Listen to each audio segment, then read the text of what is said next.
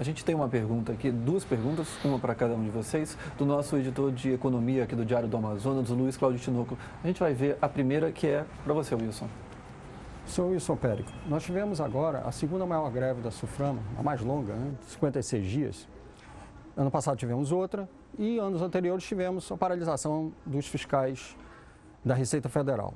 De que forma esses movimentos prejudicam a imagem e os investimentos para a Zona Franca? O senhor acha que isso tem impacto no médio e longo prazo para o modelo? Infelizmente é o que nós mais perdemos, né? Quando você tem o seu direito afetado, ou o seu direito desrespeitado, isso tira o ímpeto, tira a confiança do investidor em aportar o recurso aqui. Eu falo que nenhum investimento foi feito aqui que não estivesse diretamente ligado e cumprindo as regras as quais vigiam a época. A hora que você vê greves acontecendo ano a ano e colocando em risco esses direitos, colocando em risco o retorno esperado por esses investimentos, colocando em risco, inclusive, os empregos gerados por esse investimento, isso traz uma imagem negativa para a nossa região, traz uma imagem muito negativa para o país. De novo, quando a gente fala de greve entre a classe trabalhadora, então capital e trabalho, nesse caso, poder público, governo federal e servidores, e as greves se repetindo ano a ano, nos leva a entender que existe, sim, um problema e um problema de administração. E esse problema de administração salta aos olhos hoje, a hora que você vê as contas públicas com o desequilíbrio que tem, ou seja, o governo gastou muito, gastou mal o recurso e não fez o dever de casa, não teve um planejamento, você não vê uma diretriz de governo de médio e longo prazo, você não vê um plano de governo que contemple a expectativa dos servidores, que contemple o desenvolvimento do país, que contemple o desenvolvimento da nossa região no papel que nos permita pensar e imaginar onde é que nós vamos estar daqui 5, 10, 15 anos. É por isso que a gente vê isso se repetindo de ano em ano dentro da categoria dos servidores. Agora, Wilson, queria saber o seguinte, como é que está hoje a situação das indústrias? Assim? Vocês têm uma previsão de quando as coisas vão voltar a se normalizar? Já dá para ter uma ideia disso? Eu teria uma bola de cristal, né?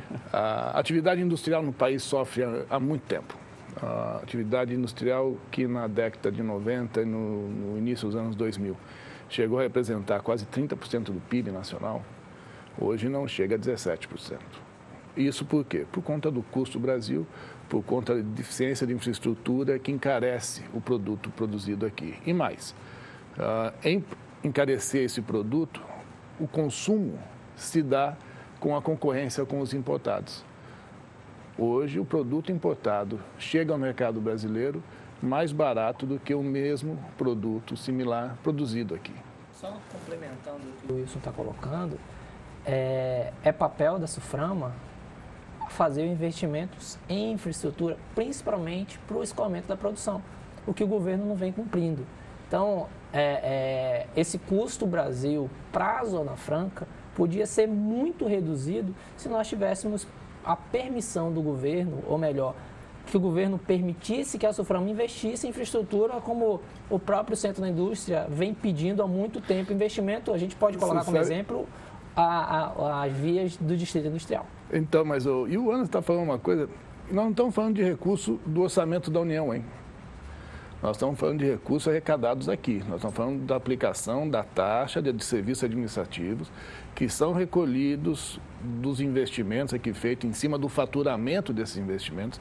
Essa taxa foi criada exatamente para atender às demandas dos estados da Amazônia Ocidental para investimento em infraestrutura, para reduzir as desigualdades regionais, sem contar com 1 centavo do orçamento da União.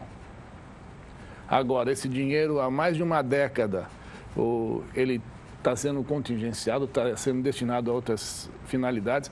Nós estamos falando de mais de 57 bilhões de reais em 10 anos, que foram arrecadados por essa taxa administrativa, e apenas 17 bilhões foram destinados para a região norte. Aí, quando você olha para o Distrito Industrial, e daqui também não vou entrar no mérito de quem é a responsabilidade, se é do poder público municipal, estadual ou federal, mas você vê o descaso como está sendo tratado as vias do distrito, que já causou até morte por conta daqueles buracos. A hora que você vê a nossa atividade econômica, que contribui com a União, dentro das 27 entes federativos, apenas 8 devolvem para a União em arrecadação de tributos, mais do que o repasse compulsório. E o Amazonas devolve 4 vezes esse repasse. E o Poder Público Federal trata com descaso com que trata, o modelo Zona Franca. Outras regiões não consideram e não respeitam, não só o direito, mas a contribuição que a Zona Franca dá para o país. Nós passamos pelos momentos que nós estamos passando. Mas isso não é um viés míope da questão econômica. É, sim, falta de planejamento por parte de um governo que não tem sequer, hoje, soluções implementadas para corrigir os desvios que causou. Quando eu falo isso, você não vê o governo tomando medidas para reduzir o custo da máquina pública. De novo, gastou mal e gastou muito. Ele repassa essa responsabilidade de equilíbrio das contas públicas para a sociedade, com o aumento do combustível, aumento da energia, aumento da carga tributária, aumento da taxa de juros, e você não vê uma medida sequer de redução do custo. Nós estamos reduzindo o custo orçamentário. Quando você reduz o orçamento, você piora o serviço prestado. Você está tirando recurso de um serviço que você precisa prestar. Você não está reduzindo o custo. E isso que nós temos que trabalhar, quando você fala como é que vai solucionar isso, quanto tempo vai levar, depende das medidas do governo. Não está na mão da iniciativa privada, não está na mão da sociedade. Aliás, está na mão da sociedade escolher o governo que quer. Agora, eu vou passar para a pergunta que o Tinoco fez para você. Anderson, vamos soltar aqui? Senhor Anderson Belchior, os servidores da SUFRAMA têm tentado, ao longo dos anos, equiparar as suas funções e gratificações aos dos demais servidores federais, como os do Ministério do Desenvolvimento, Indústria e Comércio Exterior. Ano passado houve a greve, né? E esse ano a greve foi maior ainda. O senhor acha que este ano foi estratégico fazer um movimento, um período de recessão, também no momento em que o governo federal tenta o ajuste fiscal e trancou as torneiras, fechou as torneiras do gasto público? O senhor acha que o resultado é satisfatório e vocês poderão obter êxito nas reivindicações? Bem, primeiro, eu gostaria de saber aonde se fechou as torneiras. Porque houve ampliação do repasse aos partidos, houve ampliação do número de emendas parlamentares. Então, quando o governo vai a público dizer que fechou a torneira, ele precisa mostrar onde fechou a torneira. Então, fechar a torneira, como colocou o Wilson, precisa cortar na carne. E ele não fez isso. Então, você tirar dinheiro de investimento é, mais uma vez, postergar o desenvolvimento nacional. Então, por que o movimento paredista desse ano? Né? Porque nós fomos enganados. O Wilson participou ativamente das negociações do ano passado, foi um dos intermediadores. O governo fechou um acordo com os servidores, descumpriu os acordos com os servidores. Nós tivemos a intervenção dos parlamentares na emenda, né, à medida provisória 660, e o governo federal, sem explicar aos servidores, vetou e não apresentou qualquer outra solução. Então, não havia outra possibilidade que não o movimento paredista, a greve. E a SUFRAMA se paga e se paga muito bem. Nós, ano passado, arrecadamos R$500 bilhão só em taxas de serviços administrativos, só nas taxas de internamento de mercadorias. Então, o nosso impacto é de R$32 milhões ao ano. E a gente arrecadou, só com as taxas, R$500 bilhão. E nós ainda temos investimento em P&D que o governo também está surrupiando da SUFRAMA. Então, nós vamos para R$1 bilhão de contingenciamento em um ano. Então, diferente do que se propaga, a SUFRAMA se paga muito bem, ela arrecada muito mais do que gasta e o governo federal tem a possibilidade. Há uma crise econômica instalada, mas pela má administração pública. Não tem nada a ver com o que os servidores fazem ou deixam de fazer. Os servidores já pediram isso várias vezes, investimento em desenvolvimento regional.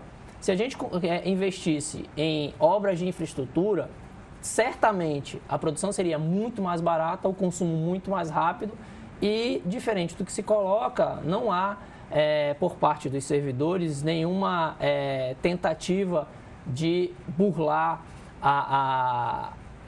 o enxugamento da máquina, muito pelo contrário, a gente quer que o governo gaste de maneira correta. E os servidores da SUFRAMA sabem como gastar, já mostraram isso, que o gasto deve ser feito com investimento e não com custeio. Agora, Anderson, assim, você falou que o governo está querendo postergar as questões dos vetos e tal, e vocês estudam uma possibilidade desse retorno de uma greve até o final do ano? Assim, vocês pensam nisso caso a derrubada do veto relativo à questão salarial de vocês não avancem?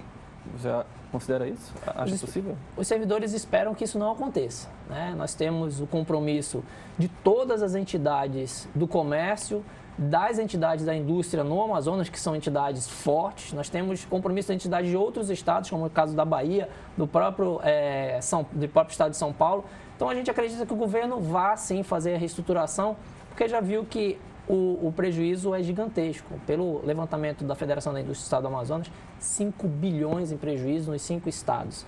É um prejuízo, a conta não fecha, né? Acreditar que a gente vai ter a reestruturação, foi por isso que a gente deu voto de confiança. Porque senão, se os servidores não acreditassem, nós não sairíamos da greve. Então, mais uma vez, a gente acredita sim na possibilidade da reestruturação, por isso nós demos voto de confiança e, mais uma vez, não no governo. A gente está dando voto de confiança nas entidades de classe que nós conversamos, FEComércio, CIEAN, FIAN, FEComércio de outros estados, como a FACER no estado de Rondônia, e nos parlamentares. No governo, a gente não tem como acreditar alguma esperança, porque o governo ainda não disse a que veio, pelo menos não agora, né? Então, o crédito é para os parlamentares e para as entidades, como é o caso da FEComércio, CDL e CIAN e FIAN, que são esses que vêm nos ajudando ao longo dos últimos 9 anos a tentar alguma mudança significativa para os servidores. E assim, continuando com você, Anderson, a questão da imagem que ficou dos servidores da SUFRAMA, por exemplo, para chegar ao fim da greve, essa questão do desabastecimento, que começou a se falar, vai faltar produtos no comércio, a questão de médicos, de medicamentos. A minha pergunta é, isso pesou também na hora de definir o fim da greve? Vocês temeram uma imagem negativa que poderia estar passando para a sociedade? Certamente. Nós somos servidores públicos, nós administramos o único modelo de êxito no Brasil de superintendência de desenvolvimento, que é o caso da Zona Franca de Manaus. E claro que nós levamos em consideração o não prejuízo à sociedade, né? A sociedade já estava sofrendo, nós não queremos a população contra os servidores da SUFRAMA, contra um modelo que gera emprego e renda no país inteiro. Dados do próprio Centro da Indústria, 1.200.000 empregos diretos e indiretos no país inteiro. Isso é um país, a gente gera emprego como se fosse um outro país, né? Então, claro que pesou, mas diferente do que se coloca, esses impactos foram muito minimizados com a intervenção dos servidores para que isso não se esticasse demais. Então, várias vezes nós sentamos com os empresários para que pontualmente nós resolvêssemos um problema e outro para não ocorrer o abastecimento. O grande problema é que o governo joga pesado, então vai jogar a falta de eficiência na culpa da SUFRAMA. Agora, arranhar a imagem da SUFRAMA e da Zona Franca não aconteceu, muito pelo contrário. Os servidores, quando foram a Brasília, eles venderam a imagem da Zona Franca de Manaus e da SUFRAMA para os outros estados. E a gente comprovou que é vantagem vender para nós. Quem não quer vender nada sem pagar imposto? E a gente mostrou para eles que vender para nós, além de gerar emprego e renda lá, gera emprego e renda aqui com preservação ambiental. Então, eles entenderam, a imagem da SUFRAMA não saiu arranhada e o modelo Zona Franca de Manaus saiu fortalecido com essa greve.